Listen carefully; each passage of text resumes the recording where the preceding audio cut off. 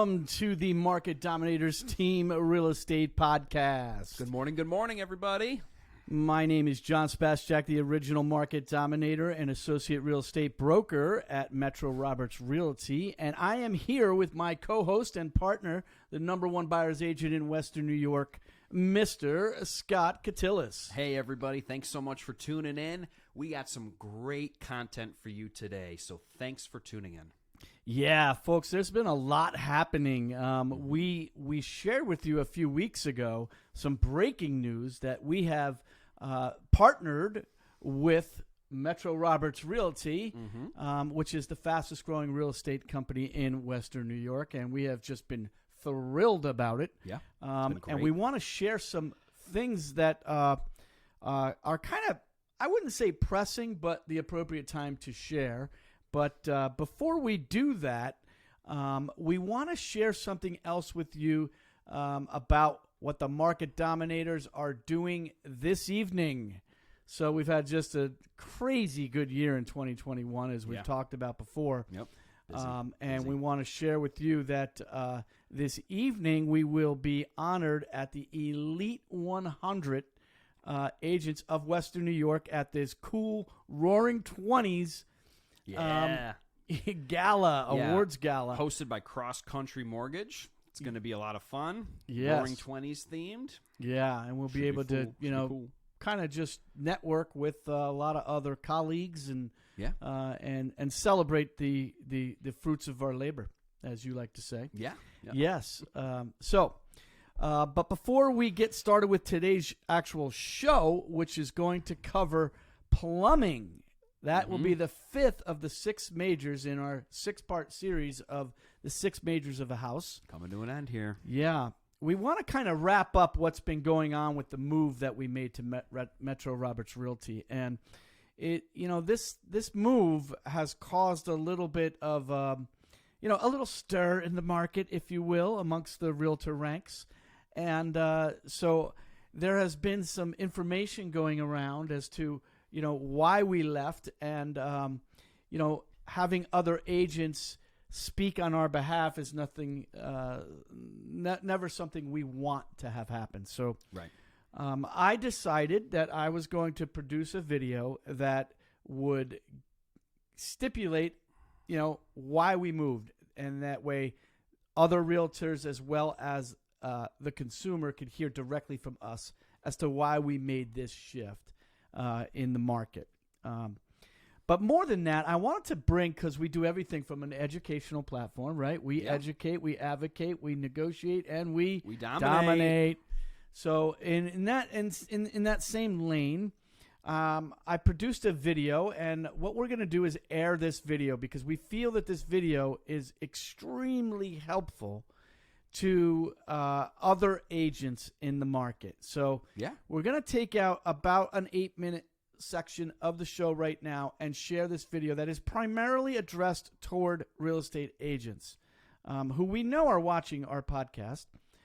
Even though the heartbeat of our podcast is for our consumers, we thought it would be appropriate to share this video. So we're going to go ahead without any further ado, and we're going to share this video. Roll the clip.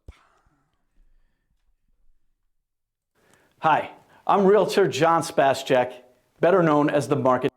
Well, wait a minute here. We're going to roll it in just a moment. If I can get that to work. There we go. Good job. Dominator. I have 3 very important things I want to share with all of my wonderful real estate colleagues and co-brokers here in Western New York. Number 1, I want you to hear from me directly why I moved the Market Dominators team to WNY Metro Roberts Realty. After careful research, the move was quickly the most agent-centric model in Western New York, and that benefited me and my team and our families. And here's why. When you get into real estate as a profession, the main goal is getting your license. So you focus rightfully and solely on passing the test. And once you've passed the test, the law requires that you hang your license at a brokerage, a sponsoring brokerage. So we begin to interview and see what broker will have us. And all that makes sense, but more on that in a moment. So, when you land with a sponsoring broker, your attention again shifts to figuring out where you're going to get your leads from, where are your clients going to come from, and how will you market yourself? How are you going to get training?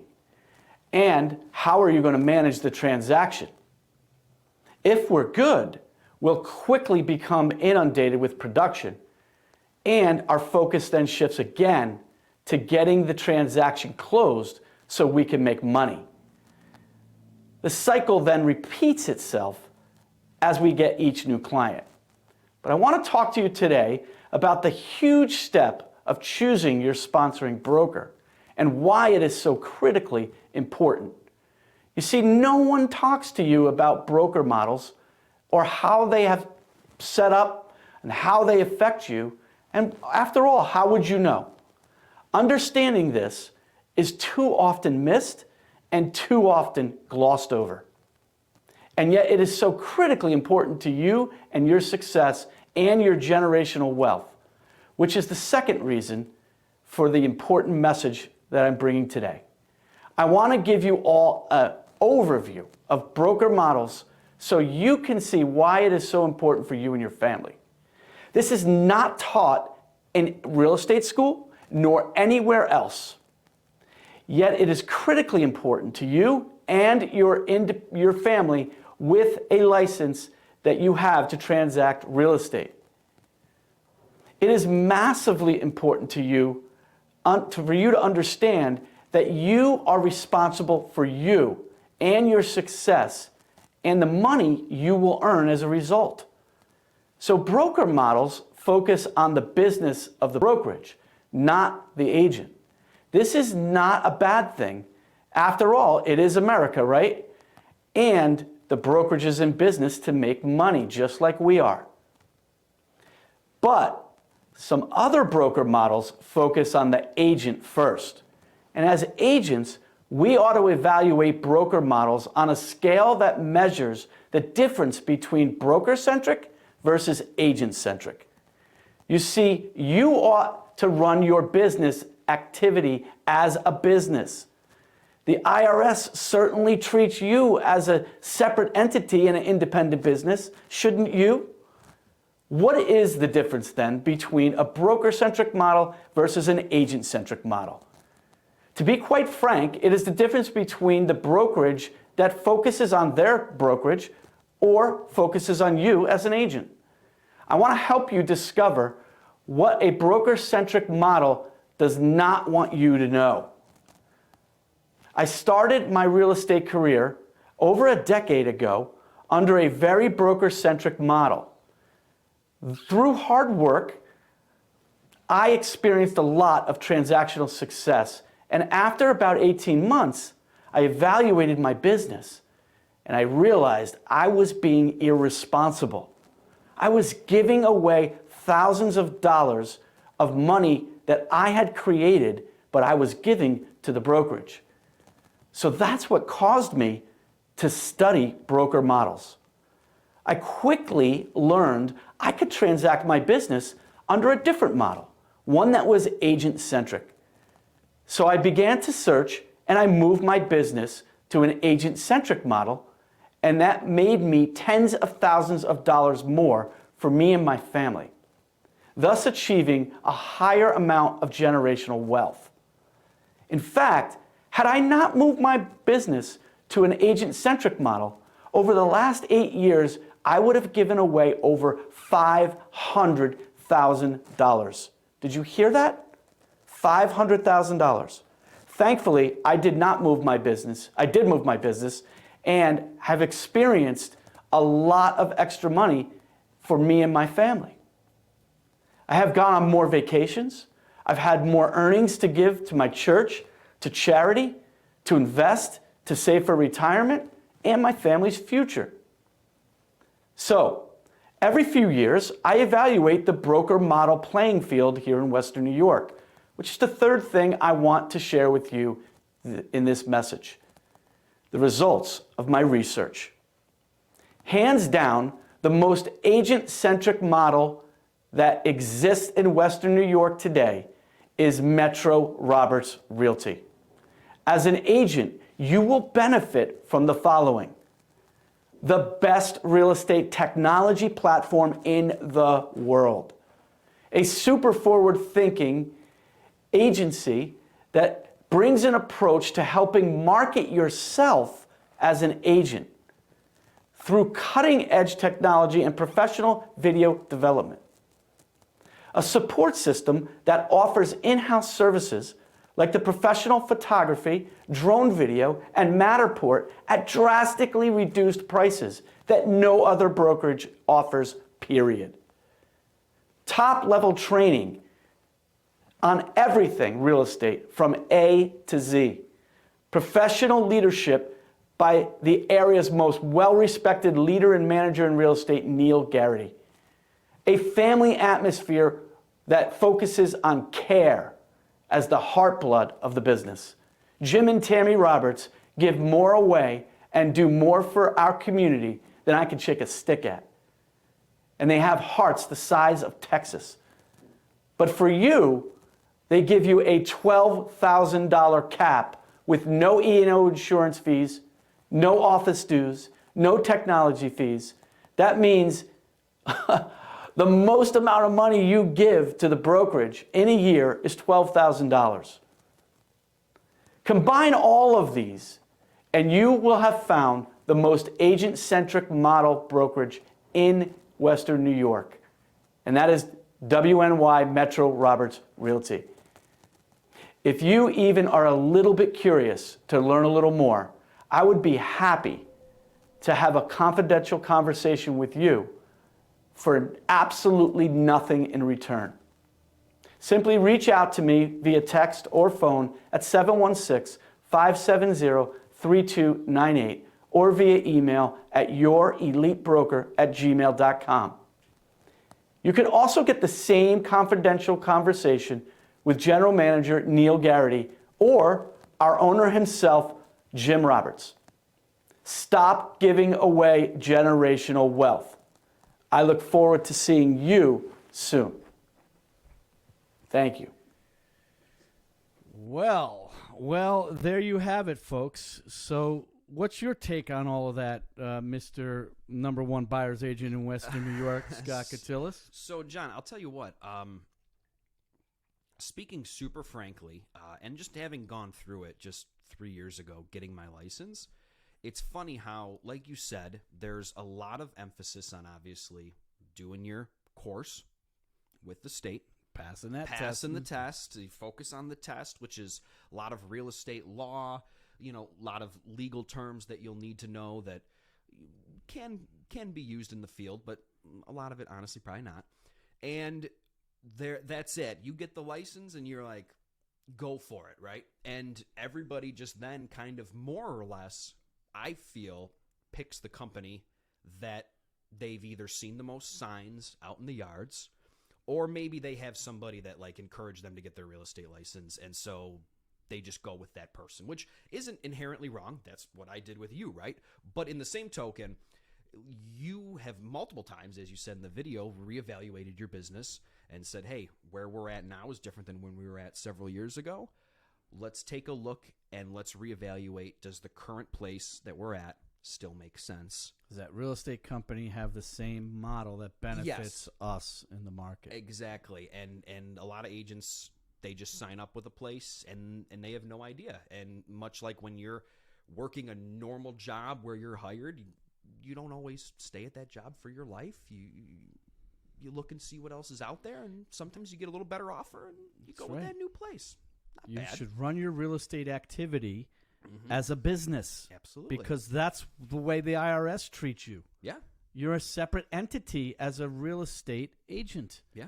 A realtor is not allowed to be an employee. They are an independent contractor treated as a separate business entity under IRS code. That could be a sole proprietor, could be an S corp, could be a C corp, could be an LLC, right? So you ought to operate your real estate activity as a business. Now, you said something interesting that I do want to hash out. I wasn't planning on talking about this, but I really think this is critically important. most real estate agents, as well as consumers, may believe from old school that brand in real estate company matters. So let me ask you a question as a buyer's agent.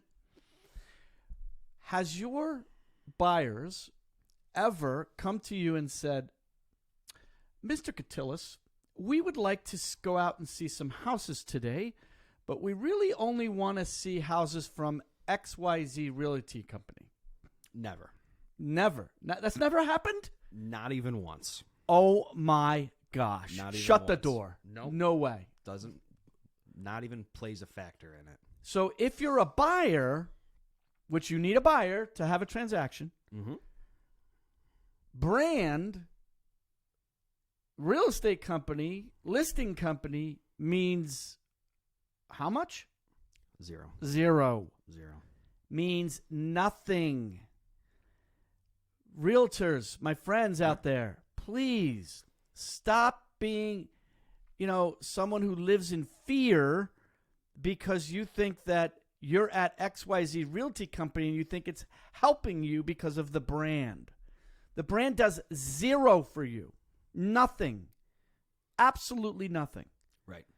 And the more that you believe that, the longer it will take you to step out of your fear and into your courage to take control of your own business as a realtor. Totally. Okay? Yep. Now, what about the selling side? So if the sellers are marketing their homes to the buyers, that's true, right? That's fact. Yeah. If the buyers don't care where the listing is coming from, then why should the seller care where the listing is coming from? Right. They shouldn't. The seller should not. In No. fact, we also know through research that is done by the National Association of Realtors that the more and more comfortable we get living in a tech world, that 100% of the people who search for homes search online now. Oh, yeah. But also that the impact of a real estate company's brand has less on a seller. There is still some influence on a seller thinking that if I list my house with XYZ Realty Company, I'm going to do better at getting it sold because I see more of those signs out there. And we know that that's not true because that's not the way buyers shop. No. Okay? Not at all. So it has Not at all. nothing to do with that. As much as we would love that everybody would just look up Market Dominators and call us if they want to sell, we know that more than likely they're going to look online. They're going to find an agent. They're looking at the house. Yeah, they're going to go to the product, and then from there they're going to almost work backwards a little bit, And when they're interviewing an agent to sell their home, they're still not going to say, well, I'm going to call XYZ Realty Company and just tell them, hey, I want your best agent, or give me your 3 best agents for me to interview to sell my home. They can do that. There is a small slice of pie that is still doing that. And that's great, but you could probably correct me if I'm wrong because you do this more than me on the listing side, right? You're normally not competing against the same agents within your office or with your company, right? If somebody's interviewing 3 agents, let's say they live in Orchard Park, they're probably just interviewing the top 3 guys that sell in Orchard Park in general. They might not all be from the same company, though, right? Yeah, well, it's about 50-50 because you have about 50% of the people that are say that they don't have any circle of influence or anybody in their sphere that are realtors. So they'll interview 3 different people, maybe if they're going to interview 3 different people, which we know that people generally don't. Right. They usually go with the first realtor they talk to. Yep. But when they do, and they don't have any realtors in their circle of influence, that they will interview different people from different real estate companies, okay, which is what you're saying. Right. However, people who do have people of influence, they don't care whether or not you're with the same company. I have many times. In fact, our latest listing on 16, well, I won't give the address, but our latest listing, they interviewed 3 agents, 2 from our company and 1 from another company. So we did win the listing over somebody else within our company. Okay. Okay. All right. So that does happen. But The sign, the name on the sign, none of that actually matters. Even though I would like to think that this incredible Market Dominator brand, and on top of that, the icing on the cake, this beautiful, incredibly good-looking guy on the sign, really helps people decide that's where I want to list my house because that guy is so good-looking. Funny. Anyway. We wish. Yeah. So brand is way, way overblown. Yeah. And agents across the board, not every single one of them, but by and large, have failed to do their own educating on real estate company models, broker models. And when you do, if you're running your real estate activity like a business, like you should, like the IRS sees you, then you ought to be able to measure the difference between a broker-centric model and an agent-centric model, which is what the video we shared tries to illuminate for all of agents out there, not just in Western New York, but this is good for agents throughout the country. Absolutely. So, Absolutely. all right. Enough on that. Enough on that. So we're talking about major number 5. Number 5. And today we're going to deal plumbing. with plumbing. The plumbing. Yes. Right? So Yes. we as humans, we have 6 majors. This major is really much like our digestive system. So we eat food, okay, drink some liquid, body processes it, and it's got to go out somewhere, right?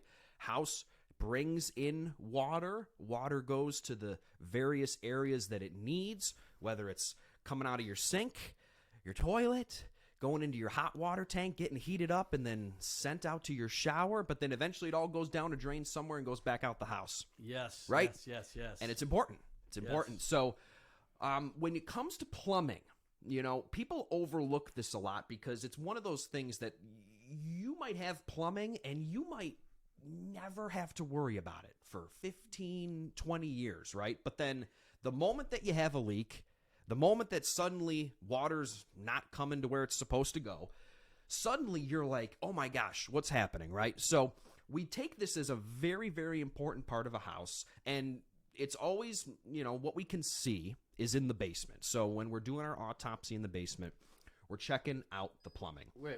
Hold on. Autopsy? What? Autopsy, right? Well, we used that term last week. Yeah. So whenever we're checking out the house, we've got the 6 majors: the roof, the living area, and then the foundation, the basement, and then we've got the electric, the heating and the cooling, and the plumbing.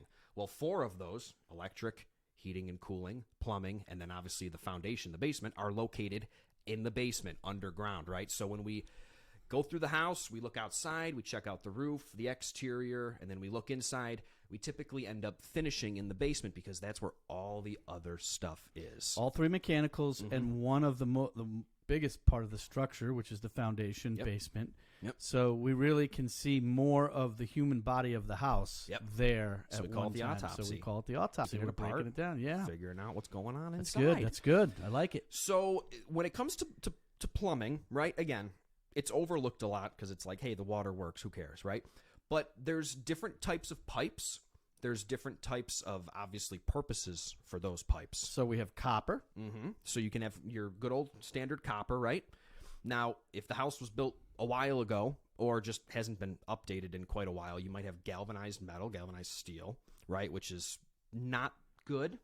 So the problem with galvanized steel is it rusts from the inside out. Yeah. So you don't know you have a problem until you really have a problem. So our home inspector, Dan, says something great. I was just at a home inspection this week, and he said it, and I'm like, man, that's so good.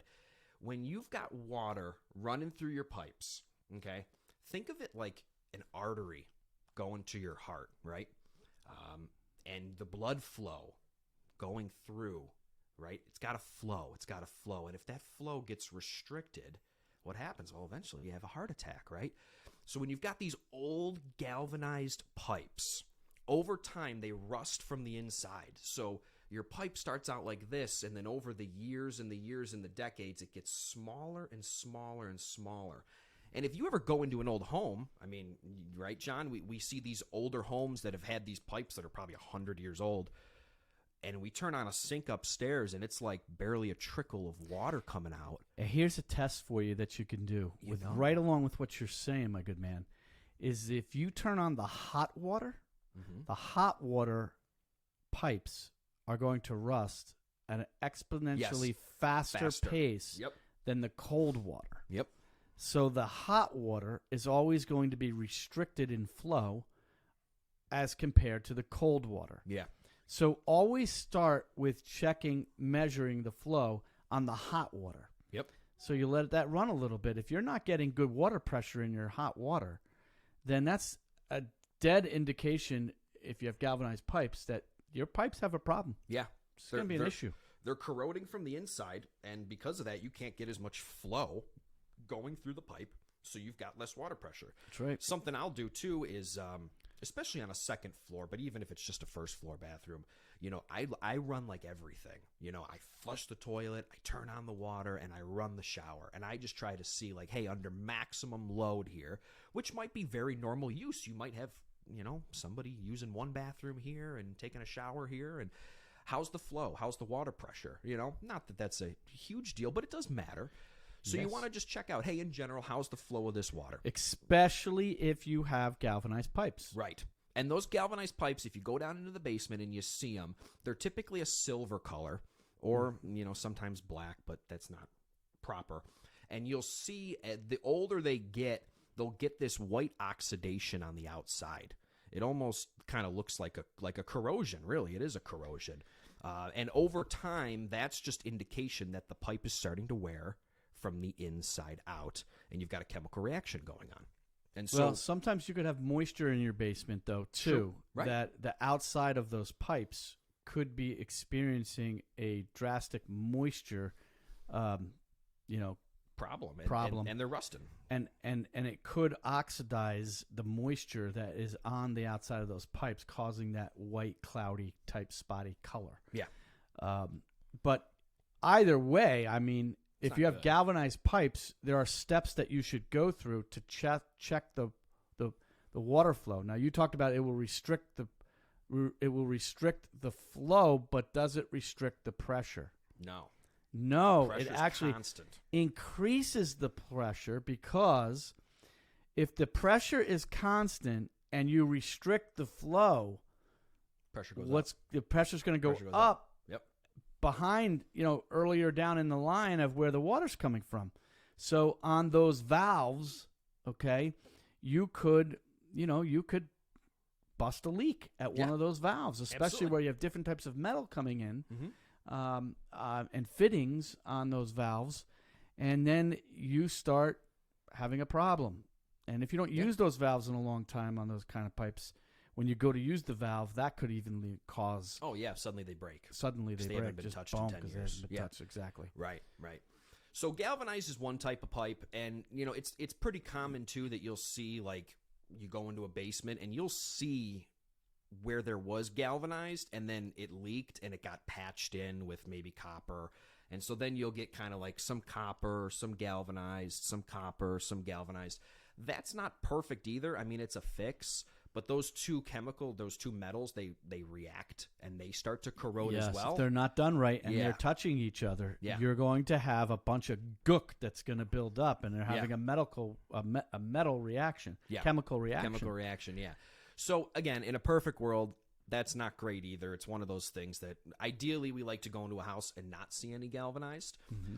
But what you'll also see, aside from copper, which is not super widely used anymore, great pipe, but expensive, right? Copper's expensive. Now what you're seeing is PEX, and it's this plastic tubing. It's blue and red. The blue goes for cold and the red goes for hot. And it's very flexible, it's very bendable, and it's cheap. It's easy to install. It's easy to, if you're running it down a wall, it's easy to push it down the wall because it comes in these really long pieces and you can shove it down. You're not having to cut drywall as much. Yep. And again, you color code it so it's easy to know which one's which. Lasts a long time, easy to work with, and that's very popular now. You go do new builds, the entire house is PEX. It's PEX. Right. There's really, you might have copper coming in just for the main line, and then the second it hits the meter, it's PEX from there. And not only is it an advantage for cost on the PEX, but if you have to make a repair, it's a lot easier and less expensive to make the repair as well. Yep. So we love seeing PEX, and again, that's becoming. I mean, it's been around for a while, but now it's really becoming mainstream. So, and then you might also get CPVC, which, like, John, you sold me my house. My house was built in 2008. It's all CPVC. Tell me why you're not a huge fan of it, and it's not really even widely used anymore. It kind of had its time and then is now sort of phased out. CPVC, notice that it has the word PVC in it. So it's white. Yeah, it's white, but it's much smaller. Usually we think of a PVC pipe when you deal with so in plumbing you have supply and then you have drain, right? Yeah. And on all of your drains, if you see PVC, that's great because those are much bigger, thicker mill thickness on the PVC. But when you start doing your supply with plastic pipe like that, and it's not PEX, it's CPVC, it's very cheap to do, and what'll happen is it will tend to crack. It's brittle, right? It's very brittle. It can become brittle as it dries out.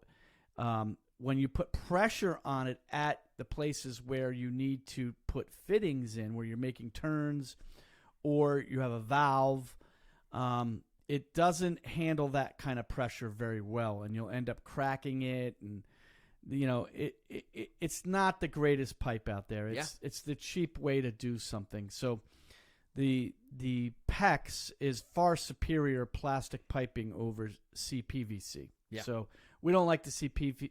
So the two pipes we're looking to see are either copper on your supply, copper or PEX.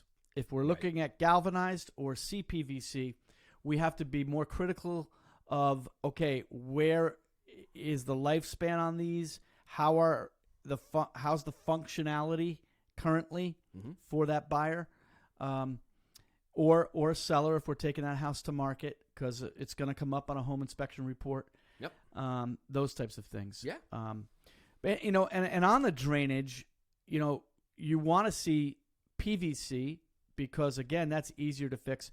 What we see before PVC, though, is larger galvanized, which is okay because, again, the mill thickness on those larger galvanized drainage pipes, you're never really going to have a problem. It'll be, 100 years before that thing ever gives you a problem. Right. But we see cast iron.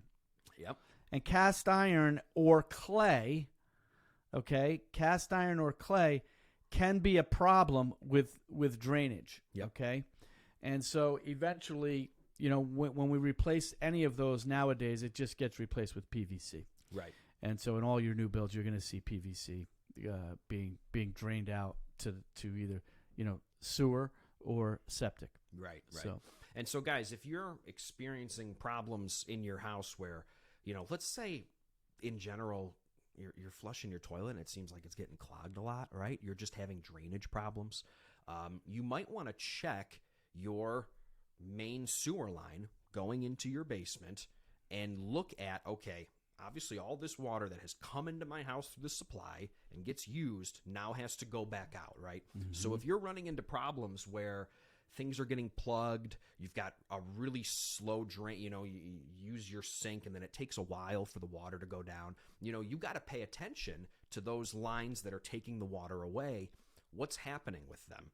And that's when you can tend to see where, somebody will say, oh my gosh, I realized that as the main line coming out of my basement went out to the sewer, to the street, it's plugged with tree roots. Let's just say there's a tree that over time has grown through that main line, right? Because there's one main line that is taking all of your wastewater out of your house to the sewer or maybe your septic system, whichever it is. Especially if you have clay drainage pipes. Right. And if there's a tree that, again, let's say it's been 50 years since that pipe's been touched and that tree has grown its roots in through the pipe, which is common, well, then that's when you suddenly find out, hey, this pipe is ruined and now I've got to pay an obscene amount of money to have somebody come dig up my entire front yard, all the way from my basement, all the way to the street. Probably $3,000 to $8,000. Yeah. So, that stuff's important too. And now, again, we can't just see that when we're visually inspecting, but it's something to pay attention to, and it's something to keep in mind. You can get like a sewer scope done where they stick a camera down there and check out how the integrity of the pipe is on the inside, going all the way down to the street. So there's different things you can do. They cost money, but again, different people have different priorities. That's right. So we want to make sure, again, that water flow matters because it's a major and it can get expensive. Most powerful thing on the planet is water. Yeah. And so you might want to think about, hey, I got a lot of water that runs through my house for my sinks, for my showers, my bathtubs, all of that.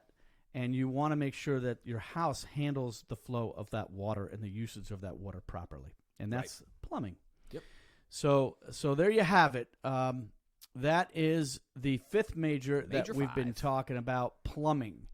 And we hope that you got some valuable information out of it. If you guys feel like you're getting good, valuable information out of this show, please, please, please go to Market Dominators team on YouTube and like and subscribe to our channel. Please, you can please, even please. hit that little bell button that will give you notifications that, hey, there's some new content on the channel.